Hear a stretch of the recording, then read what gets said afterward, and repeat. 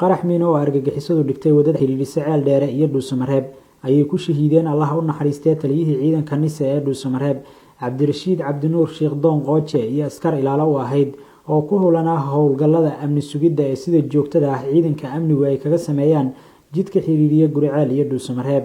qooje oo ka mid ahaa saraakiisha sida nafurnimada leh ugu taagnaa ammaanka caasimadda ayaa xilkan loo magacaabay dhammaadka sanadkii 2019 oo ku beegnayd isku dhafkii ciidanka nisa ee galmudug iyo kuwii gaarka ahaa ee hoos tegi jiray hogaankii ahlu sunna isagoo intii uu shaqaynayo ku guuleystay inuu ka hortago dhowr qarax oo argagixisadu ay qorshaysay inay ku waxyeeleyso shacabka ku nool caasimadda galmudug ee dhuusamareeb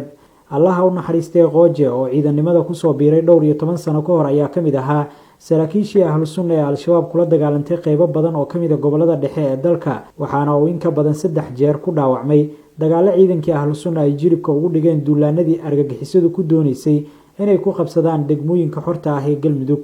bilowgii halgankii ahlu sunna waxa uu ka mid ahaa saraakiil tababar adag lagu siiyey gudaha Itoobiya oo la baray hababka hogaaminta tabaha dagaalka iyo howlgallada gaarka ah oo uu dhowr jeer kaga qayb galay dagaalo aqoontiisa looga faa'iideystay isla markaana jab xoogan uu ku gaaray argagixisada al-shabaab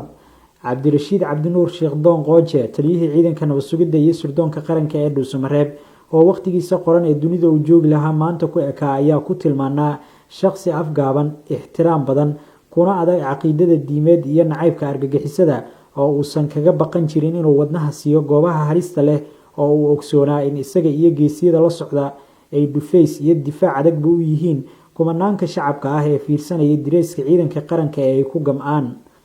qooje iyo askarta la shahiiday oo ku biiraya geesiyada daljirka ah ee ku baxay gacanta cadowga iyagoo u taagan difaaca dalka dadka iyo diinta ayaa kusii noolaan doona quluubta qoysas iyo qaran aan ilowsanayn qiimaha ay u leeyihiin kuwa ay qudha ka jareen qowleysatada aan naxariista lahayn cabdullaahi warsamo roble warbaahinta ciidamada qalabka sida dhuusamareeb